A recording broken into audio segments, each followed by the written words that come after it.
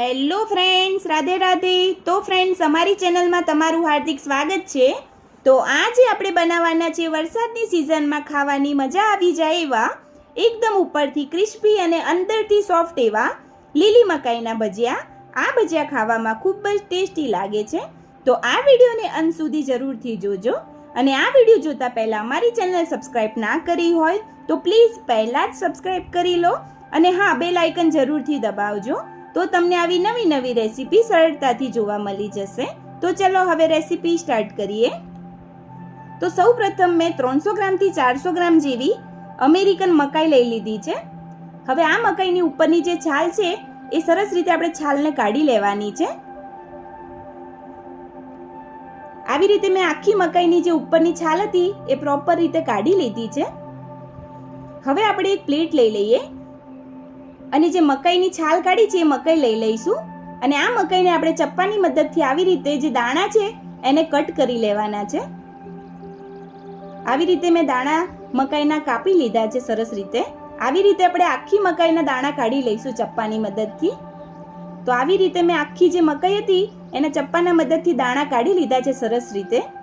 હવે આપણે એક વાટકી લઈ લઈએ અને વાટકીની અંદર જે મકાઈના દાણા છે એ એડ કરી લઈએ થોડા. હવે આ મકાઈના દાણાને આપણે મિક્સર દ્વારા અધકચરા ગ્રાઇન્ડ કરી લઈશું. આવી રીતે મેં મકાઈના જે દાણા હતા એને મિક્સર દ્વારા અધકચરા ગ્રાઇન્ડ કરી લીધા છે. હવે આપણે બેટર તૈયાર કરીશું ભજીયાનું. એના માટે એક બાઉલ લઈ લઈએ. બાઉલની અંદર આપણે જે કટ કરેલી મકાઈ છે એ એડ કરીશું.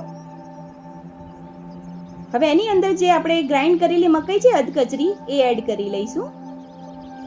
હવે અડધો કપ જેવો તૈયાર પેકેટવાળો બેસન એડ કરીએ. અને ભજીયા થોડા ક્રિસ્પી થાય એના માટે આપણે 2 ચમચી જેવો ચોખાનો લોટ એડ કરીશું. હવે એક નાની ડુંગળી ચોપ કરીને એડ કરીએ. 1 ચમચી આદુ મરચા લસણની પેસ્ટ એડ કરીશું. અડધી ચમચી જેવો અજમો એડ કરીએ. સ્વાદના એકોર્ડિંગ મીઠું. અડધી ચમચી જેવું લાલ મરચું પાવડર. 1 ચપટી જેવી આપણે હળદર એડ કરીએ. હવે 1 ચપટીથી થોડું વધારે બેકિંગ સોડા એડ કરીશું. હવે થોડા લીલા કોથમીર એડ કરીએ. હવે 2 ચમચી જેવું તેલ એડ કરી લઈશું. હવે ઉપરથી 1 ચમચી લીંબુનો રસ એડ કરીએ. હવે બધા જ મસાલાને આપણે સરસ રીતે મિક્સ કરી લઈશું હાથના દ્વારા. હવે બધા મસાલા સરસ મિક્સ થઈ ગયા છે. હવે થોડું જ પાણી નાખીને આપણે ભજીયાનું બેટર તૈયાર કરી લઈશું. પાણી આપણે એકદમ થોડુંક જ નાખવાનું છે, વધારે નથી નાખવાનું. જેમ જરૂર પડે એટલું જ પાણી એડ કરીશું. હવે બેટરને આવું આપણે જાડું જ રાખવાનું છે સરસ. બેટરને પતલું નથી કરવાનું. આવી રીતે ઇઝીલી ભજીયા ઉતરી જાય એવું બેટર રાખવાનું છે, એનું ખાસ ધ્યાન રાખજો. હવે ભજીયાને ફ્રાય કરી લઈશું.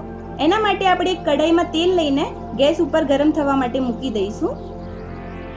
હવે જે આપણું તેલ છે સરસ રીતે ગરમ થઈ ગયું છે. હવે એની અંદર આપણે નાની નાની સાઈઝના ભજીયા ઉતારી લઈએ.